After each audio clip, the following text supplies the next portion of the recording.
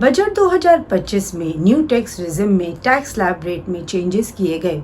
आपकी 12 लाख तक की इनकम को टैक्स फ्री किया गया। रिबेट अंडर सेक्शन 87A को 25,000 से बढ़ाकर 60,000 कर दिया गया इन न्यू टैक्स रिजिम। आज इस सेशन में हम आपके साथ डिस्कस करेंगे कि यदि आप बिजनेस पर्सन हैं और आपकी फाइनेंशियल ईयर 25-26 में टर्नओवर, सेल्स या ग्रॉस रिसिप्ट्स 2 करोड़ तक है, उस केस में आपको पे करना होगा 0 टैक्स। वीडियो इम्पोर्टेंट होने वाली है और आप सभी को मेरे साथ सेशन के एंड तक बने रहना है।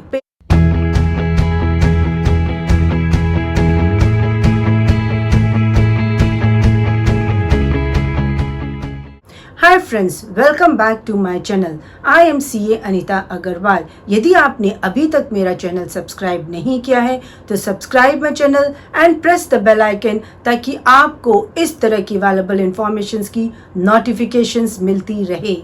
Like the video and share with your friends and relatives in order to create awareness. यदि आप एक बिजनेस पर्सन हैं और फाइनेंशियल ईयर 25-26 में अगर आपकी बिजनेस से टर्नओवर, रिसिप्ट्स या सेल्स अप टू 2 करोड़ है, इस केस में आपको कोई भी टैक्स पे नहीं करना होगा। इसके लिए आपको इनकम टैक्स एक्ट 1961 के एक important section presumptive taxation under section 44AD को समझना होगा। यदि आप एक बिजनेस पर्सन हैं और आपने फाइनेंशियल ईयर 25-26 में presumptive taxation under section 44AD अगर आप ऑप्ट करते हैं तो आप अपने पूरे फाइनेंशियल ईयर की सेल्स, ग्रॉस रिसिप्ट्स और टर्नओवर यदि आपकी 2 करोड़ तक है तो आपको पे करना होगा 0 टैक्स। चलिए इन सभी बातों को हम एक एक करके समझते हैं कि किस तरह आप अपनी 2 करोड़ तक की बिजनेस इनकम को टैक्स फ्री कर सकते हैं। गवर्नमेंट ने स्मॉल बिजनेस पर्सन्स को रिलीफ देने के लिए इनकम टैक्स एक्ट 1961 में presumptive taxation under section 44AD provide किया। यदि आप एक बिजनेस पर्सन हैं और आप फाइनेंशियल ईयर 25-26 में presumptive taxation under section 44AD opt करते हैं, उस केस में आप इनकम टैक्स एक्ट 1961 के सेक्शन 44AD का बेनिफिट तभी ले पाएंगे यदि आप एक रेसिडेंट इंडिविजुअल हैं, रेसिडेंट हिंदू अनडिवाइडेड फैमिली है और रेसिडेंट पार्टनरशिप फर्म है। यहाँ पर LLP को एक्सक्लूड किया गया है। Ineligible SSC under section 44AD of the Act.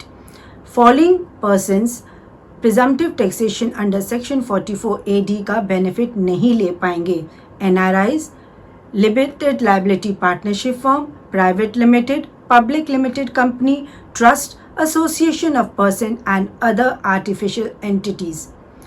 अब हम आपके साथ डिस्कस करेंगे eligible business under section 44AD of the act. All the businesses are eligible for section 44AD except the following. यदि आप एक प्रोफेशनल हैं जैसे कि chartered accountant, doctor, engineer, lawyer, architect, IT consultant, artist and performers, in case में आपको section 44AD का benefit नहीं दिया जाएगा। आपको अगर प्रिजम्पटिव टैक्सेशन का बेनिफिट लेना है तो आपका वो बेनिफिट 44ADA में दिया जाएगा। अगर कोई बिजनेस पर्सन है और उनकी बिजनेस इनकम फ्रॉम कमीशन या ब्रोकरेज है, वो भी सेक्शन 44AD का बेनिफिट नहीं ले सकते। अगर किसी के एजेंसी बिजनेस है या अप्लाइंग, हायरिंग और leasing good carriage mentioned in section 44AE, वो भी सेक्शन 44AD का बेनिफिट नहीं ले सकते। यदि आपने section 10A, 10AA, 10B, 10BA, chapter 6A के deductions from 80H to 80RR भी लिया है, उस केस में भी आप सेक्शन 44AD का बेनिफिट लेने के लिए एलिजिबल नहीं होंगे। वही business person presumptive taxation under section 44AD opt कर सकते हैं जिनका annual turnover is only up to 2 crore. इस लिमिट को असेसमेंट ईयर 24-25 में 2 करोड़ से बढ़ाकर 3 करोड़ कर दिया गया है, प्रोवाइडेड आपकी कैश रिसिप्ट्स और cash payment in cash is less than 5%। Business person जिन्होंने presumptive taxation under section 44AD opt किया है, उस केस में आपको इस तरह से अपनी इनकम की कैलकुलेशन करनी होगी। अगर आपकी एक फाइनेंशियल ईयर में ग्रॉस रिसिप्ट, सेल्स या टर्नओवर 95% से ज़्यादा थ्रू बैंकिंग चैनल है, उस केस में आपका प्रिजम्पटिव प्रॉफिट हो जाएगा 6% ऑफ द टर्नओवर। और यदि आपका 95% से कम है थ्रू बैंकिंग चैनल, उस केस में आपको 8% of the turnover will be your presumptive profit. यहाँ पर आपको एक बात ध्यान रखनी होगी, आपका 6% of the turnover in case of online transaction and 8% of the turnover in case the transactions are done in the cash or actual profit earned in the financial year। अगर आपका एक फाइनेंशियल ईयर में 6% या 8% से ज़्यादा actual profit है, तो आपको presumptive taxation under section 44AD opt करने के बाद भी एक्चुअल प्रॉफिट को ही शो करना आपके लिए मैंडेटरी है।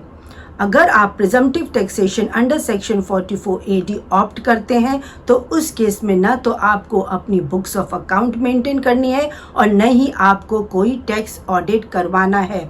चलिए अब हम आपके साथ डिस्कस करते हैं कि किस तरह से फाइनेंशियल ईयर 25-26 से आपकी 2 करोड़ तक की बिजनेस इनकम को आप टैक्स फ्री कर सकते हैं। इन सब बातों को हम कुछ एग्जाम्पल्स के थ्रू समझने की कोशिश करते हैं।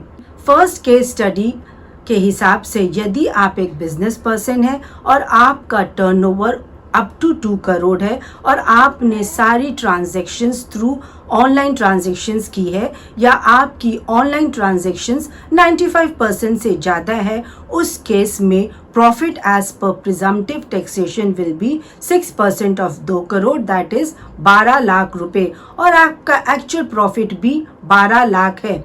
इस केस में फाइनेंशियल ईयर 25-26 से आपकी 12 लाख तक की इनकम को आपका टैक्स फ्री किया गया है, क्योंकि आपको रिबेट का बेनिफिट अंडर सेक्शन 87A दिया जाएगा यदि आप न्यू टैक्स रिजिम ऑप्ट करते हैं।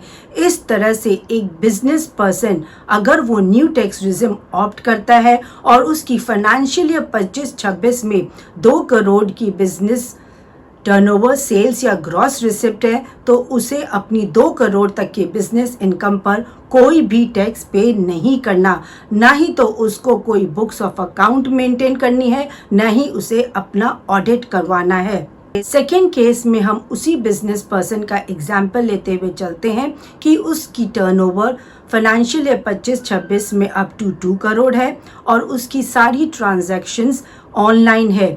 इस केस में profit as per presumptive taxation 6% of 2 crore is 12 lakh. यहाँ पर उस बिजनेस पर्सन का एक्चुअल प्रॉफिट इज 10 लाख। यदि एसएससी अपना लोअर प्रॉफिट दिखाता है, उस केस में वो प्रिजम्पटिव टैक्सेशन से बाहर हो जाएगा और उसे अपनी बुक्स ऑफ अकाउंट्स मेंटेन करनी होगी।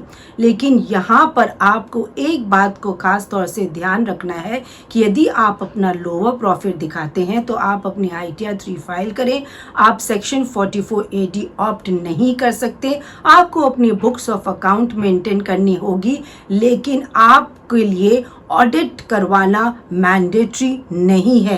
यदि यहाँ पर आप अपनी प्रॉफिट को हायर शो कर रहे हैं कि आपकी एक्चुअल प्रॉफिट तो 10 लाख है पर आपने अपनी प्रॉफिट को 12 लाख शो किया है, उस केस में आपकी 12 लाख तक की इनकम पर आपको कोई भी टैक्स पे नहीं करना होगा और आप प्रिजम्पटिव टैक्सेशन इस केस में ऑप्ट कर सकते हैं और आपको कोई भी बुक्स ऑफ अकाउंट मेंटेन नहीं करना होगा। थर्ड केस में भी हम मानते हैं कि उस बिजनेस पर्सन की फाइनेंशियल ईयर 25-26 में 2 करोड़ तक की इनकम है और उसकी सारी ट्रांजैक्शंस या 95% से ज़्यादा उसकी ऑनलाइन ट्रांजैक्शंस हैं, तो उसका profit as per presumptive taxation is 6% of 2 crore, that is 12 lakh रुपए। यदि इस पर्सन का एक्चुअल प्रॉफिट 30 लाख रुपए है तो उसे अपना 30 लाख प्रॉफिट ही दिखाना होगा। यहाँ वो 12 लाख प्रॉफिट नहीं दिखा सकता।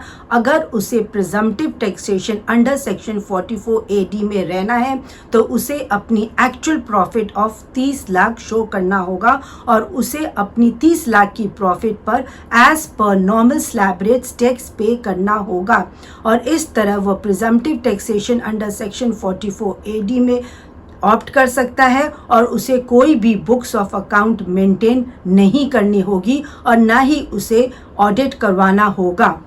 इस तरह से आपने देखा कि फाइनेंशियल ईयर 25-26 में यदि किसी बिजनेस पर्सन की gross receipts turnover sale 2 crore तक है और उसकी 95% of the transactions online mode से है और वह न्यू टैक्स रिजिम ऑप्ट कर रहा है, तो वो अपनी 2 करोड़ तक की बिजनेस इनकम पर उसको कोई भी टैक्स पे नहीं करना। Hope guys this video has added value to you. Thanks for your valuable time. जय हिंद।